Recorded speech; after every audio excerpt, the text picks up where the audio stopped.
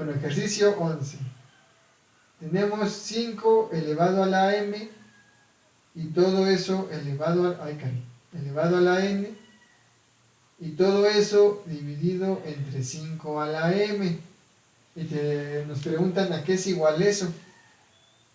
Bueno, de leyes de exponentes, cuando un exponente exponencia a otro, se multiplican. Entonces aquí tendríamos m que multiplica a m. Y todo dividido entre m.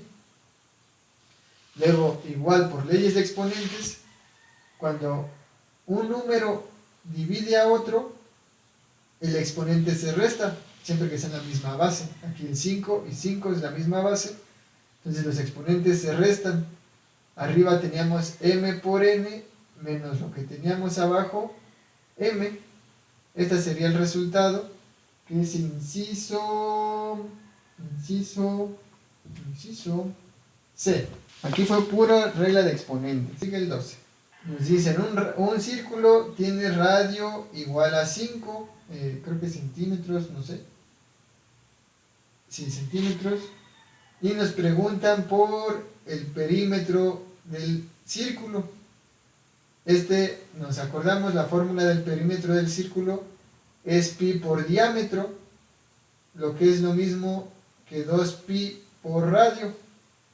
El diámetro es 2 veces el radio, pues entonces 2 veces el radio por pi.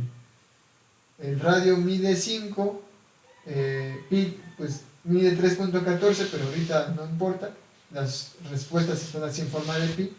Entonces sería 2 por 5, 10, que multiplica pi centímetros.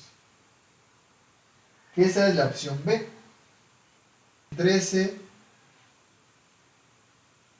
Aquí tenemos una figura así grandota hacia acá. Y luego aquí hace como esto.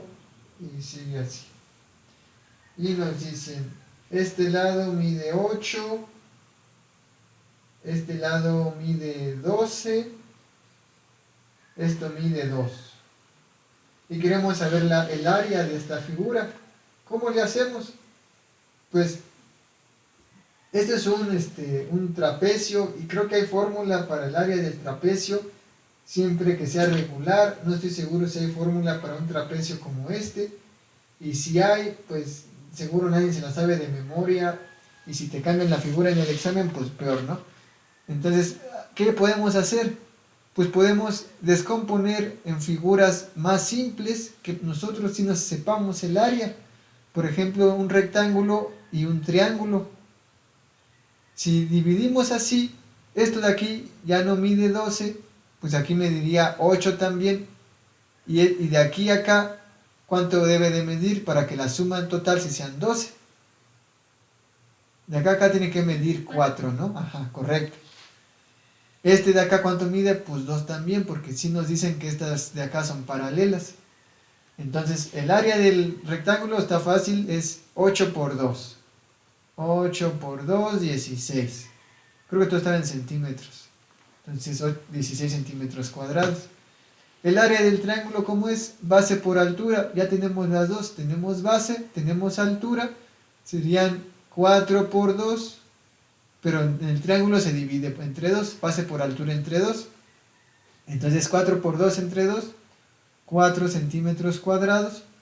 Y el área total, pues es la suma de estas dos, que serían 20 centímetros cuadrados. En problemas como este, les digo, intenten descomponerlo en figuras más simples, que si no sepamos el área mucho más fácil, y pues solo hay que sumar. Es equivalente a las figuras que luego teníamos, que era unos encuadrado, un triángulo, una figura aquí, y queríamos el área menos este pedazo. Pues lo mismo, no sabemos la fórmula para esto, pero podemos calcular el área del grandote y le restamos el de adentro. Acá en vez de restarlo, se lo sumamos, pero pues es un poco el mismo principio. 14. Era un rectángulo que de un lado tenía x más 3 y del otro lado tenía x. Y nos decían que el perímetro mide 62 centímetros, creo. Y nos preguntaban, ¿cuánto mide el lado más largo? O sea, este. Pues hay que calcular cuánto mide, cuánto vale x. ¿Cómo se calcula el perímetro de una figura como esta? Pues es la suma de todos sus lados. Como es un rectángulo, este x más 3 va a medir abajo también x más 3 y este x también va a medir x. Entonces el perímetro sería x más 3 de un lado más x de otro más x más 3 del otro más x del otro. 1, 2, 3, 4 lados. Y 2 y 2 iguales. Pues sumamos todo esto, nos quedarían 4x más 6. Y todo esto es igual a 62. Entonces empezamos a despejar. Este 6 está sumando, pasa restando. Nos quedaría que 4x es igual a 62 menos 6 igual a 56. Y pues este 4 está multiplicando, pasa dividiendo 56 entre 4, x igual a 14. A ver, por 4 serían 40 y 4 por 4, 16. Ajá, 56. Y ya está. Pero esto no está en las respuestas. ¿Y por qué no está en las respuestas? Porque nos preguntan por el lado más largo, no por cuánto mide x. ¿Y cuánto mide el lado más largo? Mide x más 3. O sea, 14 más 3. O sea, 17. No, no se ve. Bueno, 17. ¿Qué es el inciso C? 15. En 15 tenemos la figura de dos rectas paralelas y luego como una cruz en medio, algo así. Y nos preguntan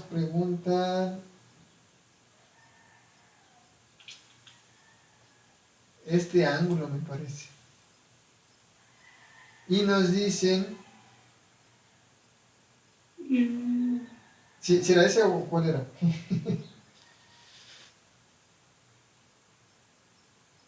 Es que ya no anoté todo.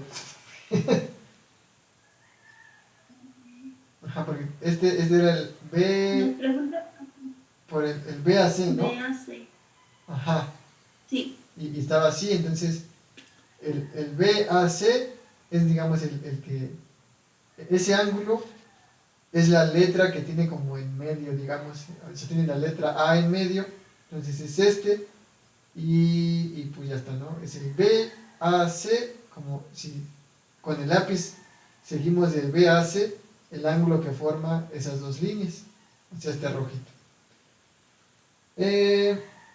Nos dicen que el ángulo este de en medio mide 110 y este otro ángulo mide 40. Si nos acordamos de las rectas paralelas, ya habíamos visto en algún momento que en rectas paralelas este ángulo que está aquí, lo voy a colorear mucho, es igualito a este que está acá, al que está como opuesto a él, ¿cómo decirlo? Pues sí, como al que corta del otro lado. Entonces, si este mide 40, este que está acá también mide 40. Y entonces el ángulo BAC ya lo podemos buscar adentro de este triángulo. Debe de ser 180 grados menos los otros dos ángulos. ¿Cuáles son los otros dos? Uno mide 40 y el otro mide 110. Entonces el ángulo BAC sería 180, 40 más 110 son 150, entonces 180 menos 150. 180 menos 150 son 30. 30, ¿verdad? 30. ¿Qué es el inciso A? Acá hay que recordar dos cosas. Uno, la suma de los ángulos internos del triángulo miden 180. Y dos, cuando hago otro dibujo, teniendo rectas paralelas y una línea que las cruza, rectas paralelas y una línea que las cruza, hay un montón de ángulos iguales.